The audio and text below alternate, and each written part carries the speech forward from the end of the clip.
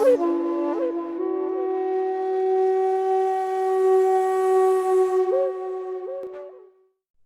greetings. My name's Bobby C. Martin. I'm a Mvskoke Creek citizen. I'm honored to have been asked to participate in this show. Thank you to Seminole Nation Museum and the Red Earth Arts Center. I just want to talk a little bit about my work and about some of the things in this show. This is a great show. The artists involved in this, a lot of them have been my heroes for many years, and I'm proud to be a part of that. I've been doing art now, especially this kind of art with family photos, for nearly 30 years. I got into art actually from just seeing all these old family photos that my mom and my grandmother and my aunts had, and just realizing, man, these are just wonderful pieces of history. And the more I've done them over all these years, the more I've realized that it also becomes a universal symbol for everybody's family. It's not purely about the past, it's really about the connection between the past and the present. And it's also about the resilience of past generations, and how, myself and my kids and my grandkids are proof of that resilience, that our generations continue. This piece particularly is kind of sums up a lot of the kind of art I do, which is about history, and specifically my own family history as it relates to growing up in a Creek household, surrounded by these amazing Mvskoke Creek women. This one particularly is my grandmother, my mom's mom. Her name was Mabel Carr, married name Mabel Heron. This is her roll number down here, her Dawes roll number, 9230. This particular piece is a monotype. I'm mostly a printmaker, but I also do paintings and caustic work with wax. But I would think primarily my main mediums are different kinds of printmaking. This particular piece is a monotype done, painted on a big piece of plexiglass that was then run through an etching press. And then I came back in and added additional work on top of that. And I also impressed the name and the numbers in with metal and wood plates and type to get the name in there.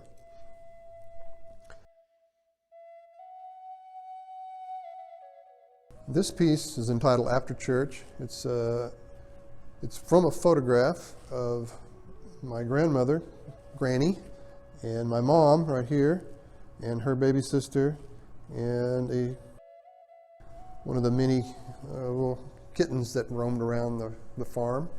This piece is an encaustic, which is wax. It's kind of a layer cake of materials. There's wax, and you use the wax in its melted states. I use a fancy Walmart griddle that keeps my wax in its liquid form, and then I will layer that liquid wax, and as it hardens, a lot of times I will embed like material into it, or sometimes I'll scratch back into it. A lot of the black lines you see are actually I take an engraving needle and scratch into the wax, and then put ink down in those lines. And then ultimately at the end of it, I'll take regular either oil paint or some kind of, actually this is an encaustic type of paint that I colorize the photograph as kind of a final result. But you can kind of see, I'm going to pick this up. Also, what it allows you to do is to collage material on and embed it in the wax. You can see the wax. I always like to show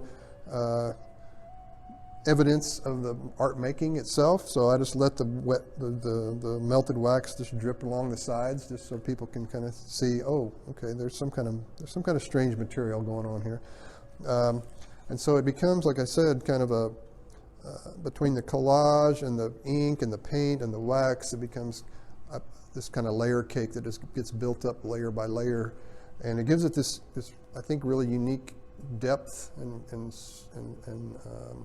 transparency that you're not able to get with regular like oil paints or acrylics. There is an actual depth to it with all these layers, but then there's this sort of depth that gives it kind of an age, I think, kind of a sense of time passage with those layers.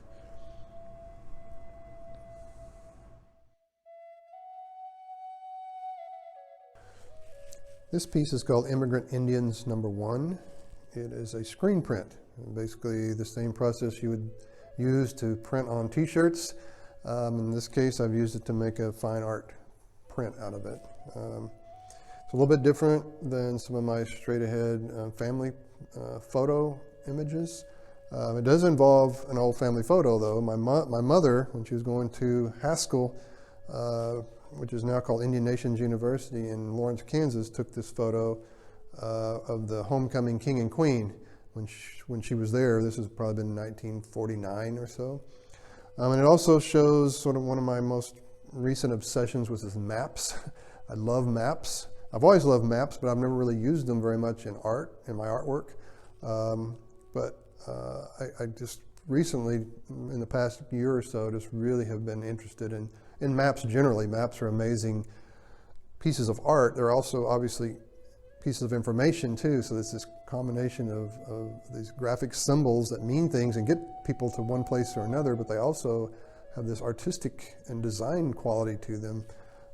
In this case, I have two maps overlaid with each other. Since this was in Haskell in Kansas, I used two different maps of Kansas, one being a 1950s era Rand McNally road map that's the blue in here. And then I've overlaid it, the red part of the map, I've overlaid with an historic map from the 1830s. And the title, if you call it a title, the main line here says Immigrant Indians. And basically what it is a historic map showing tribes that were removed from farther east and north, removed into Kansas, and then they would be later removed again into Indian territory. The ironic thing I thought about the title was Immigrant Indians, which suggested these tribal people had a choice in the matter of emigrating. So the whole thing became this idea of, we're here, we're still here, even though the history involved is very, complex. We're still a part of the areas that we've been placed in. This piece is actually a collaboration with my late parents. My dad took this photo of my mom when they were stationed in Germany right before I was born in the mid-50s. He took several pictures of her in these sort of like glamour shot sort of situations. That's why I wanted to call this Hollywood Indian, because she looks like a Hollywood starlet to me. This piece is actually, it's an etching.